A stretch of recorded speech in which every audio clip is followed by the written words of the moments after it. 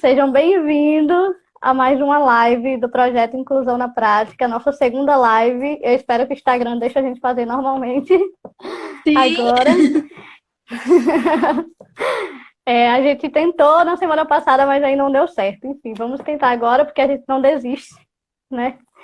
E a convidada de hoje é a Rafaela Lemos. Ela tem 24 anos, é nutricionista, está iniciando no mundo da fotografia agora, que inclusive eu sou apaixonada também por foto. E ela tem baixa visão, atualmente tem 15% da visão, e a gente vai conversar um pouquinho sobre isso, né?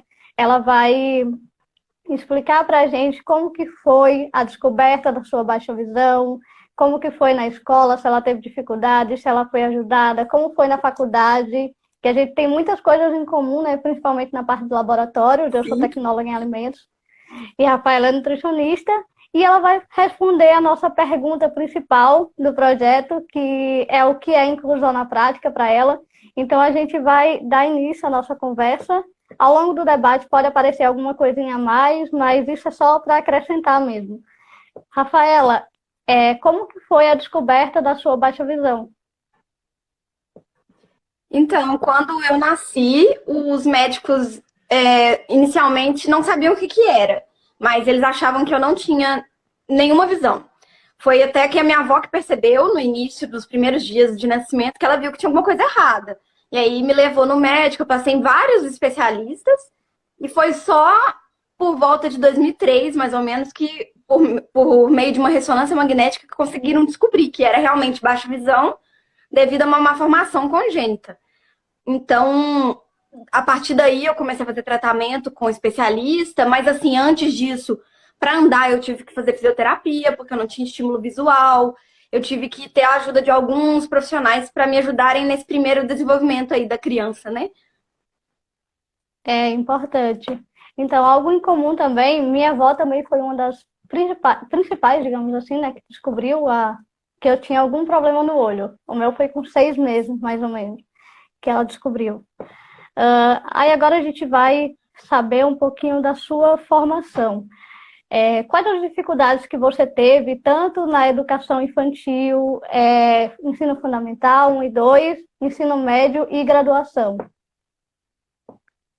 Então, na educação infantil, eu entrei na escola muito cedo, eu entrei com 2 anos, até mesmo para ajudar nos estímulos, né? Para poder criar mais essa questão pedagógica mesmo de tentar estimular ao máximo, porque eu já tinha uma deficiência, né? Visual que me atrapalhava, às vezes, em enxergar algumas coisas, então foi até uma prescrição médica que eu entrasse na faculdade, na escola cedo. E eu entrei numa escola que me abraçou muito bem naquela época. Eu tive, assim, pessoas que me ajudaram muito, professores muito dedicados na minha pré-escola, que eu falo assim, né, na educação infantil.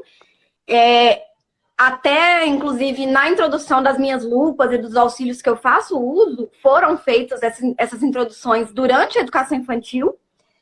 E eu tive auxílio muito grande, apesar de que eu tinha um pouco de resistência no início com a utilização desses auxílios, os professores me ajudaram muito. A partir do ensino fundamental 2, assim, que começou a vir, às vezes, aquelas brincadeirinhas um pouco desagradáveis, né? Que veio os adolescentes e aí começa aquela questão de querer todo mundo ser igual. E aí eu tinha um pouco de problema também com a minha autoaceitação, porque eu demorei um pouco para me aceitar. Eu falo que eu realmente consegui me aceitar depois que eu entrei na faculdade. E aí, quando eu fui para o ensino médio, eu mudei de escola, eu mudei de cidade, que eu estava estudando, eu estudava na minha cidade aqui, eu fui para estudar em BH, no ensino médio. E aí mudou tudo. E para mim foi mais difícil ainda, porque eu encontrei pessoas que falavam que eu consegui o que eu queria por meio da minha deficiência. E assim, graças a Deus eu tive anjos na minha vida, que são 3 amigos meus que me ajudaram demais durante esse período, que uma delas, inclusive, fez nutrição também comigo, nós trabalhamos juntas, que é a Sara, e se não fosse essas pessoas, eu acho que eu não seria quem eu sou hoje, porque elas entenderam o que eu tenho sem eu ter que ficar explicando muito, elas não me pediram, né, justificativas nem nada, e me ajudaram, me abraçaram de uma forma que eu acho que eu nunca tive na minha vida. Então, esse período foi, assim, muito mais fácil com a ajuda dessas pessoas. Eu já tinha contato com outras pessoas com deficiência, porque a minha melhor amiga, assim, de época de escola, de infância, ela sofreu um acidente, ela tem amputação parcial, que é a Carol, e a gente já era amiga desde antes do acidente dela, ela sempre me ajudou, e depois que ela sofreu o acidente, que ela entendeu melhor o que eu passava na questão de preconceito, essas coisas, e aí a gente se ajudou ainda mais. Mas eu acho que sempre tem, né, as pessoas que são os anjos na nossa vida e aquelas que não são tão legais. Mas eu acho que o período mais difícil para mim foi o período da faculdade. Porque, por incrível que pareça, num local que tem mais pessoas esclarecidas, né, mais pessoas estudadas, foi o local que eu fui menos aceita. Porque eu tive dificuldade com alguns professores, alguns foram muito bacanas, me ajudaram muito, e outros nem tanto. E às vezes eu ficava um pouco de lado, porque eles não conseguiam me incluir na didática deles mesmo, na forma deles adaptarem o material, às vezes não era muito adaptado e eu não exigia muito dos meus direitos também, sabe? Só depois, no meio da faculdade pra lá, que eu comecei a falar, poxa, eu tenho direito disso aqui. Quando o professor me nega eu ficar um tempo a mais com uma prova, isso eu tenho direito. E aí eu comecei a procurar o Núcleo de Apoio ao Deficiente da PUC Minas e eles me ajudaram muito, mas antes disso eu apanhei bastante para poder aprender a correr atrás disso mesmo. Mas eu acho que, no geral, assim, apesar de ter encontrado algumas pessoas que não foram tão legais, eu acho que isso serviu como aprendizado para eu me aceitar também, sabe? Porque foi nesse período da faculdade que eu consegui aceitar o que eu tinha, eu comecei a falar sobre isso mais abertamente, porque eu sempre achei que eu super me aceitava e que eu lidava super bem com isso, e na verdade eu tentava me incluir nos padrões da sociedade, que não é tanto se aceitar assim, né? Mas no geral eu acho que eu consegui sair da faculdade, né, dos estudos com, como se diz, uma boa experiência. Apesar de todos os problemas, assim, eu acho que eu consegui tirar as coisas boas daí. É interessante. A gente sempre encontra realmente esses anjos, né? Eu sempre encontrei, desde a educação infantil até a graduação, eu também encontrei pessoas incríveis, professores incríveis, e também encontrei aqueles professores que são pedra no nosso caminho, né? Que não ajudam. E como você demorou um pouquinho para passar por esse processo de aceitação da sua deficiência, eu imagino que isso tenha dificultado um pouco na faculdade. Como foi, assim, que você viveu, né, esse momento? Eu acho que muitas vezes, quando o professor percebia que eu tinha algum problema, e aí ele vinha me perguntar, eu falava, tranquilo. Porque eu sempre fui assim, se você viesse me perguntar, eu te falava o que eu tinha. Mas se você não perguntasse, eu simplesmente deixava o barco continuar. E eu acho que isso fez com que eu perdesse a oportunidade de diálogo com os professores mesmo. Porque talvez se eu tivesse no primeiro dia virado para todos eles e falado, olha, eu tenho tal deficiência, eu preciso de ajuda nisso, nisso e nisso, você pode me ajudar dessa e dessa forma, talvez se eu tivesse feito assim, eu tivesse tido a ajuda de professores que não foram tão receptivos com a minha deficiência. Mas eu acho que é porque eles não conheciam mesmo. Nunca tinham dado aula para uma pessoa que tem o problema que eu tenho, nunca tinham tido que adaptar a pedagogia deles em relação a isso, então como é que eles iam adivinhar? Eu não falava. Só falava se alguém perguntasse. Então, assim, eu acho que isso dificultou um pouco. Só depois que eu comecei a falar, que eu comecei a lidar melhor com essas coisas e falar para o professor, olha, eu preciso de um slide ampliado. Eu preciso que você não escreva de canetão vermelho na lousa, porque eu não consigo ler direito. Pequenas coisas que fariam a diferença e que às vezes eu não falava por vergonha. Eu passei por esse processo de aceitação muito nova, eu acho. Mais ou menos com uns 16 anos eu já estava passando por esse processo. Então, na faculdade, na primeira aula, eu já falava para o professor que eu tinha baixa visão. Eu tentava explicar do meu jeito, né? Que a gente não sabe muito bem explicar o que a gente tem. Que é difícil, né? Explicar. Sim. E aí eu falava para ele que eu tinha baixa visão e que... Aí eu falava, eu vou avaliar a sua aula por um tempo, aí eu vou dizer o que você precisa melhorar. Então, isso ajudou muito, né? E tem uma coisa que nós duas temos em comum, né? Que é a questão do laboratório. Eu tive muitos problemas com vidrarias, por exemplo, porque elas são transparentes, então tinha que tomar Sim. um cuidado triplicado, né? Digamos assim, para não ter nenhum acidente, nenhum problema. Mas, ao mesmo tempo que eu tinha essa preocupação e tudo, eu tive professores que me acolheram e que me incluíram na prática pedagógica de uma forma muito boa, né? Eu participei de todas as aulas práticas, inclusive é uma parte da tecnologia em alimentos que eu sou apaixonada, que é a parte de desenvolvimento de novos produtos, né? Nessa parte de pesquisa mesmo. Mas eu sei que você teve um pouco de dificuldade. Conta pra gente como foi. Eu tive bastante dificuldade. É uma área da nutrição, inclusive, que eu não me sinto nem preparada para atuar, porque eu não acho que eu tenho realmente essa capacidade por causa da minha formação mesmo. Não que eu não seja capaz, mas que eu acho que a minha formação nessa área ficou comprometida. Porque durante as aulas práticas, a professora que me dava aula, ela não conseguiu me incluir dessa forma. E muitas vezes, a gente sempre fazia as atividades em grupo, eu ficava assistindo o grupo fazer, porque eu não enxergava nas vidrarias, os números das vidrarias, eu tinha muita dificuldade. E eu tinha muito medo também de ou de quebrar ou de fazer alguma coisa que desse errado ali. E eu também aceitava aquilo. E aí eu ia acompanhando, eu compensava na parte teórica, mas a parte prática eu fui praticamente arrastada.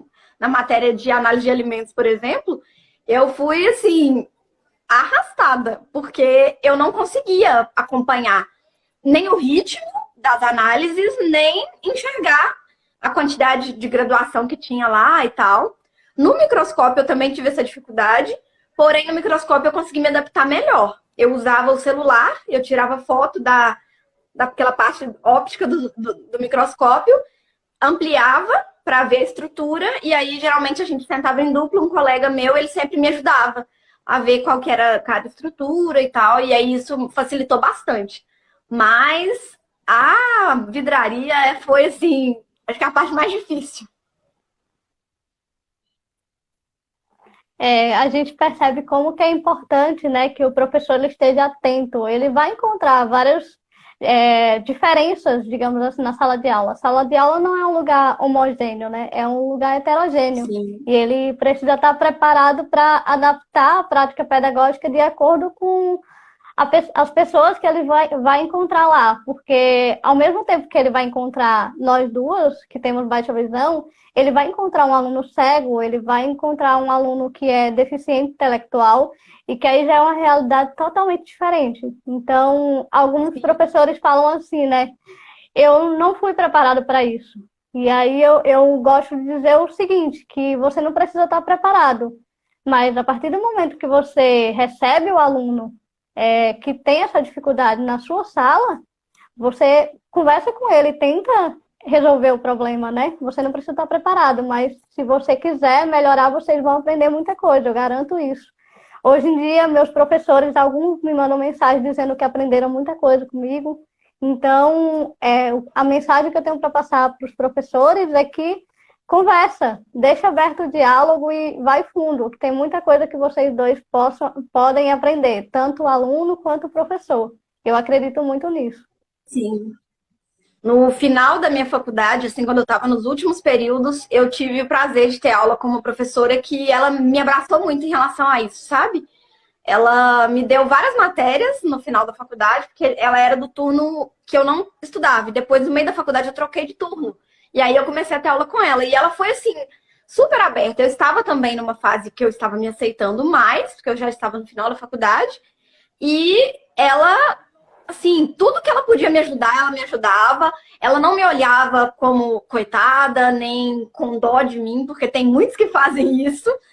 Ela assim, confiava em mim nesse sentido de eu sei que você é capaz e no que eu puder eu vou fazer isso ser possível para você. E assim, foi, acho que a professora mais querida que eu tive na faculdade, porque ela me ensinou muito.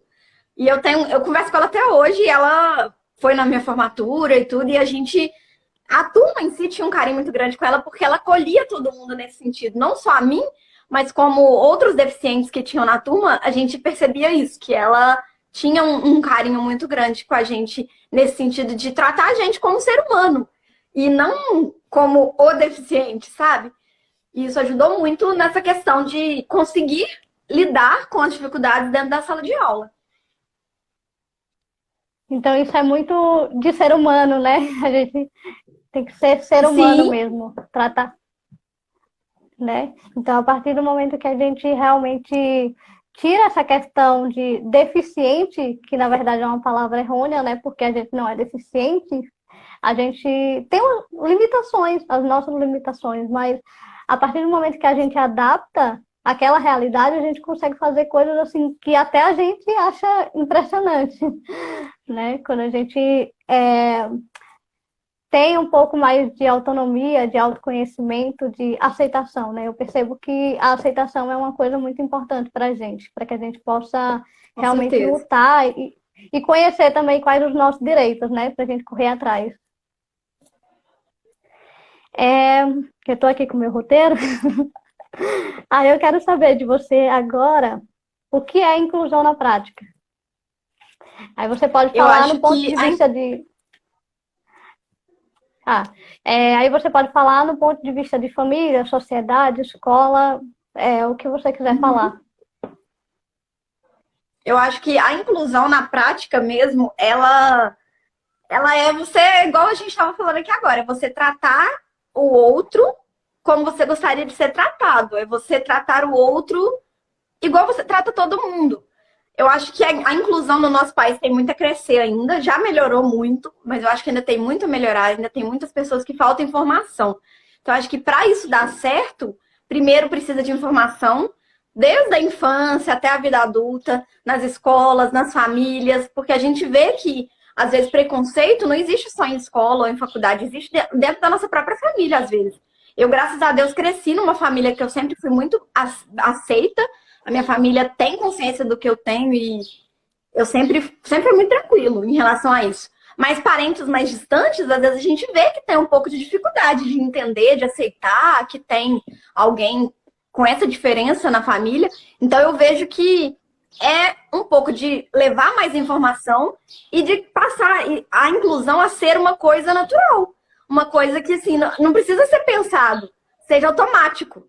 Você inclua as pessoas no seu meio sem precisar ficar pensando que tem que incluir. Porque o que a gente vê é que às vezes as pessoas fazem algumas coisas para tentar incluir um e esquece do outro. É aquela coisa de, às vezes, um estabelecimento coloca uma entrada para cadeirante e a escada não tem nenhuma faixa de sinalização. E aí, pra gente que tem baixa visão, por exemplo, é extremamente difícil. Porque a gente precisa do contraste, né? Porque você não consegue descer a escada, você sobe, mas na hora que você vai descer, parece que é tudo a mesma coisa.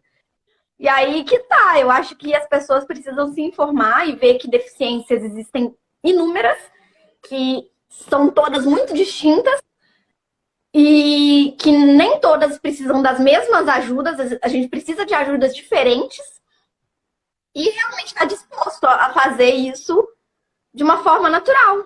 De que ajudar uma pessoa na rua, atravessar uma rua, por exemplo, que não seja nenhum marco no seu dia, que seja uma coisa normal de acontecer. Pequenas coisas assim que eu acho que se for uma coisa mais natural, que se as pessoas fizerem com mais amor mesmo, eu acho que facilitaria a vida de muitas pessoas que têm deficiência. É aquela questão, né, da gente olhar a pessoa com deficiência primeiramente como uma pessoa, né? E às vezes acontece o Sim, contrário, as pessoas olham primeiro para a sua deficiência e esquecem que ali tem um ser humano que tem defeitos, tem qualidades, que erra e acerta. E, assim, é um ser humano único. Então, as dificuldades que eu tenho são uma. E a dificuldade que a Rafaela tem é outra. Tem algumas que são parecidas, como a questão da escada, mas tem outras coisas que já são próprias da minha personalidade. E eu percebo que as pessoas acabam olhando muito para o deficiente, não para o ser humano que tem ali, né? Você percebe isso? sim. Eu acho que às vezes acontece de, por exemplo, olharem pra gente, tipo assim, nossa, aquela menina, exemplo de superação. Aí você não pode ficar triste de jeito nenhum, Você não pode estar mal consigo mesmo dia nenhum. Não, gente, a gente é ser humano como qualquer um. A gente vai ter os nossos dias ruins, a gente vai ter os nossos dias que a gente vai se achar incapaz, mas que esses não sejam os maiores dias. Que os maiores dias sejam os dias que a gente tem de se superar. E mesmo, por exemplo, se eu e você tivéssemos a mesma quantidade, porcentagem de visão, tendo a mesma deficiência, igualzinho, idêntico, poderia existir coisas que para você seria extremamente fácil que para mim poderia ser extremamente difícil e vice-versa. Porque as pessoas são diferentes. Independente de serem deficientes, terem a mesma deficiência, né? Nós somos pessoas diferentes, nós vivemos em ambientes diferentes e, consequentemente, a gente vai ter as nossas facilidades e dificuldades diferentes. Eu acho que isso como qualquer outra pessoa. Sim, é justamente isso, olhar para o ser humano. E o mundo seria muito triste se todo mundo fosse igual. Já pensou? Com Se certeza. todo mundo fosse igual? Ia ser uma coisa assim, eu não gosto nem de pensar, porque seria muito ruim, realmente. Porque eu ia Sim, gostar das mesmas coisas que você, e aí a gente não ia ter o que trocar, né? E exatamente. eu acredito que quando a gente encontra uma pessoa, é uma troca, né? Você aprende comigo, eu aprendo com você, e os dois saem ganhando no final, Sim, né? E esse trabalho que a gente faz na internet, Rafaela, ela só colocar o Instagram dela, Rafaela Lemos, ela também fala sobre baixa visão no Instagram dela. E esse trabalho que a gente faz na internet, Rafa, é muito importante, porque tem algumas pessoas que estão passando por aquela fase de aceitação que a gente já passou, que a gente ainda está passando, na verdade, né? Porque é um processo que eu acho que é para a vida inteira. sim, também acho. É como terapia, né? A gente tem que fazer sempre. Eu acho que é muito importante. Você fez terapia, né? Também ajudou? Sim, ajudou muito. Eu tenho feito hoje em dia também. Eu parei por um tempo, agora eu voltei. E eu acho que para quem, não só quem é deficiente, mas quem está precisando se aceitar no geral, é um auxílio muito grande. A terapia ajuda a gente a entender a gente quando a gente está bagunçado. Eu acho que todo mundo devia fazer terapia, viu? Que é algo que transforma a Sim. vida do ser humano, né? Eu O que era falo que eu que eu tava... queria ter encontrado pessoas como você, ou até como eu, falando na internet sobre isso na época que eu estava tentando me aceitar, porque eu acho que seria mais fácil. Porque quando eu me aceitei, assim, eu falo assim, quando eu comecei a aceitar o que eu tinha, que eu comecei a buscar sobre isso na internet, porque até então nem isso eu fazia. Eu sabia que eu tinha uma deficiência, mas eu não conhecia praticamente ninguém que tinha essa deficiência, e eu não buscava informação. E a partir do momento que eu comecei a buscar mais informação, eu fui descobrindo pequenas coisas que iam me ajudar no dia a dia, facilitar a minha vida, a minha rotina no geral. E quando eu vi que tinham pessoas que passavam exatamente pelo que eu passava, quando você assiste um vídeo, você fala, nossa, é exatamente isso. É muito bom saber que você não está sozinho nesse mundo. Porque às vezes você explica para uma pessoa que não tem baixa visão o que é, e é muito difícil da pessoa entender. E quando a gente encontra outra pessoa que tem isso também, é assim, dá um alívio. Você fala assim, ufa, não sou só eu. Era isso que eu ia continuar falando, que eu estava perdida e você continuou. Que é justamente isso, né? O nosso trabalho é muito importante justamente por isso, para que a gente possa ajudar o outro a ver que ele não é sozinho no mundo, né? Porque a gente não se sente representado na mídia como um todo. Você já viu alguma propaganda com pessoa com baixa visão? Então, a gente não Nunca. vê. Então a gente vive um mundo que diz que você tem que ser aquele rótulo, né? Quer ter aquela vida e tal, e você liga a TV e você não se vê ali, então você acha que o problema é com você. Só que, na verdade, o problema não é com você, né? A gente pensa desse jeito. Sim. E acho que é até um pouco inevitável não pensar assim, né? Pela sociedade É, mesmo que a gente vive, pelo ambiente hostil que a gente vive. Infelizmente, é difícil não pensar assim, é difícil não achar que o é, problema está na gente mesmo. é verdade. É só realmente quando você está num nível de aceitação aí muito grande, que eu ainda não cheguei, que você passa a olhar diferente, né? Mas é um processo, é uma Eu caminhada acho que a que aceitação, igual você falou, é para a vida toda mesmo. E vai ter momentos que a gente está se aceitando mais, tem momentos que a gente está se aceitando menos.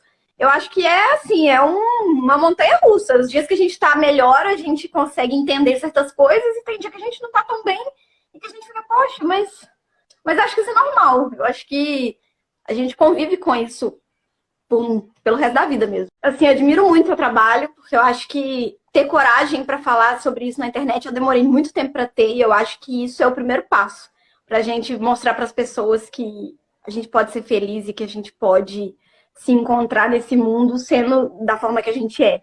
Então, eu fiquei muito feliz quando eu tive esse convite, porque eu falei, nossa, é realmente uma pessoa que busca passar para as pessoas como que é, porque eu vi que você fez outras lives com outras pessoas também, né, que passam por isso, mães de pessoas com baixa visão, e eu acho, assim, isso muito importante, porque, infelizmente, a baixa visão, eu acredito que é uma das deficiências menos comentadas na mídia, porque quando você fala em deficiente, o pessoal pensa no cego, no cadeirante, no deficiente auditivo, e a gente que está aí nesse meio termo, às vezes a gente fica um pouco largado. Então, é preciso mesmo trazer informação para as pessoas, é preciso explicar, é preciso mostrar como que as pessoas podem ajudar, porque só através disso que a gente vai realmente fazer com que a inclusão seja verdadeira, né? Realmente, por isso, inclusão na prática, né? Porque a gente tem uma legislação, isso já foi um grande avanço para a gente, mas infelizmente na prática mesmo eu não vejo muito, né? Eu tenho um amigo Ela é que ele bonita é só no cego. papel.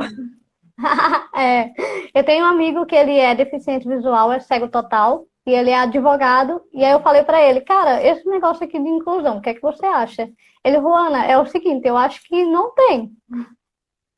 Então, assim, ele falou, né? Não tem. Então, da bengala. Como foi para você usar a Sim, bengala? Você sentiu que teve uma diferença ou não?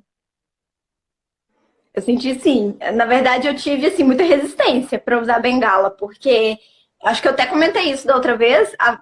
Quando você usa bengala, é como se você tivesse colocado uma seta vermelha em você, falando assim, sou deficiente. Porque, às vezes, principalmente a nossa deficiência, às vezes não é totalmente visível. Olhando para mim de relance, você não fala que eu tenho uma deficiência. Acho que para você também. Então, às vezes, quando você tá andando com a bengala, dá na cara que você tem alguma coisa. Então, eu acho que, primeiro, para a pessoa que tem baixa visão começar a usar bengala, ou ela tá precisando muito, ou ela realmente tá num nível assim, tipo assim, não tô ligando mais para o que as pessoas vão falar. Porque a gente vê as pessoas olhando pra gente o tempo todo, é inevitável. Porém, eu vi que me ajudou muito, principalmente nesse período de pandemia. Eu voltei a trabalhar no final de julho, início de agosto. E eu comecei a cair muito, a tropeçar muito mais do que eu tropeçava antes. E assim, tomando muito arranco na coluna, às vezes eu não via o degrau e ia de uma vez. E eu falei, não, eu tenho que parar com isso, porque isso tá fazendo mal pra minha saúde, tá fazendo mal pra mim. Às vezes eu esbarrava nos outros na rua, e aí o povo me xingava.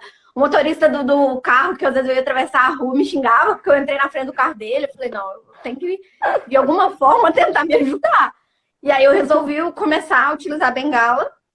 A primeira vez, eu confesso que eu fiquei com muita vergonha, porque eu não sei por quê, porque não é motivo de ter vergonha você usar um auxílio para te ajudar, mas eu acho que é exatamente aquilo que eu falei da questão da autoaceitação, de a gente ainda tentar se incluir em algumas coisas. Às vezes a gente ainda se cobra muito de ser como os outros, então eu acho que é uma coisa inevitável. E aí, depois que eu comecei a usar, eu comecei no início, ter um pouco de vergonha, mas depois eu vi que eu parei de tropeçar, eu parei de cair, as pessoas se mostraram mais solidárias, porque teve gente que me ajudou a atravessar a rua sem eu pedir. Às vezes, quando eu pedia sem a bengala, a pessoa falava assim, mas você não precisa de ajuda, não, e me largava lá sozinha. E eu vi que, às vezes, quando alguma pessoa ficava me olhando muito, porque eu tava lá com a bengala, mas eu tava com o celular aqui, e às vezes eu tava com a minha telelupa aqui para olhar o número do ônibus, e a pessoa ficava assim, mas é cega, não é cega? E aí agora eu estou conseguindo. Vejo que a pessoa tem cara, eu falo, não, calma, eu não enxergo de longe, mas de perto eu vejo. Porque aí é uma forma, tipo assim, da pessoa entender mais ou menos e de ser rápido para você passar para a pessoa. E eu tive, assim, eu percebi que essa visão de que as pessoas ficam mais solidárias quando elas percebem que a gente tem alguma coisa. Às vezes tem umas pessoas que ficam olhando pra gente com a cara de dó, às vezes falam assim, nossa, coitada, ela é tão bonita, ela é deficiente. Acontece, acontece. Mas Acontece. existem pessoas muito boas que tentam ajudar. E eu tive, graças a Deus, experiências boas. Foram poucas pessoas que tiveram, assim, um olhar negativo de chegar a falar comigo, falar assim, ah, mas você tá sentada no preferencial? Você é preferencial?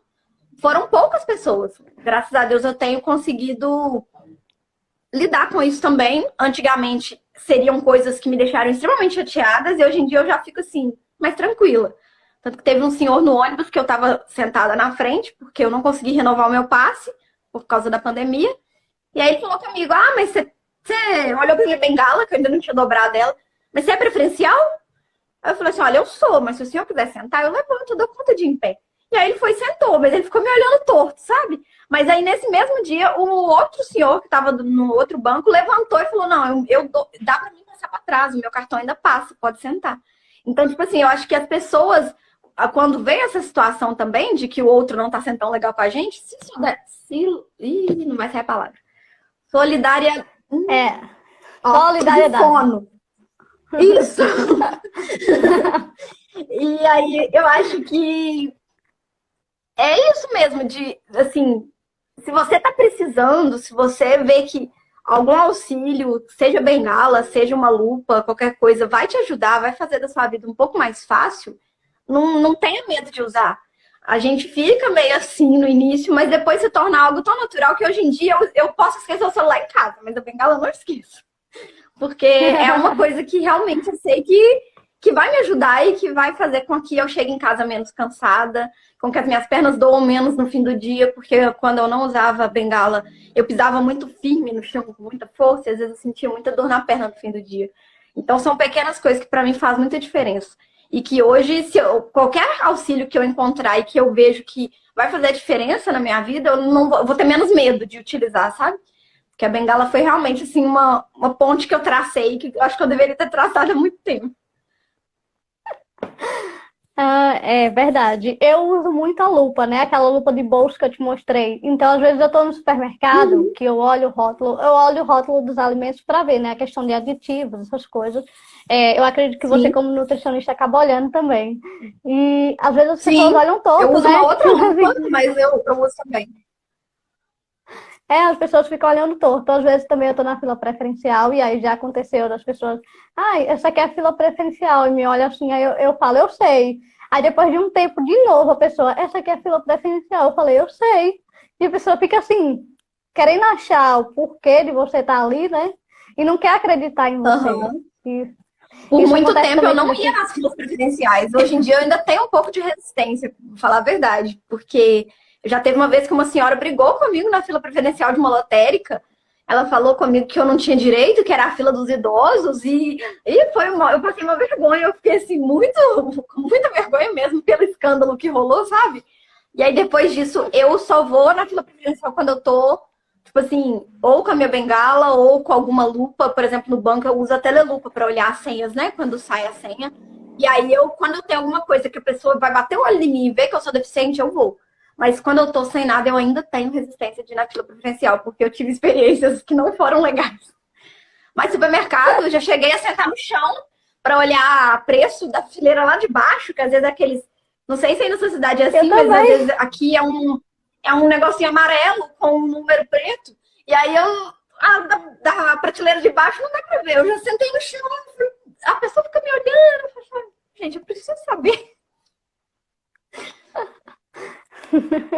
Aqui eu já encontrei que na verdade é branco e aí é como se fosse cinza o número. Então eu não consigo ver. Então, assim, eu tenho que colocar bem perto mesmo para conseguir ver. Então as pessoas ficam olhando meio torto assim, mas enfim, vida que segue, vamos Aqui aí. tem muito assim, amarelo com a letra preta, só que o número é fininho.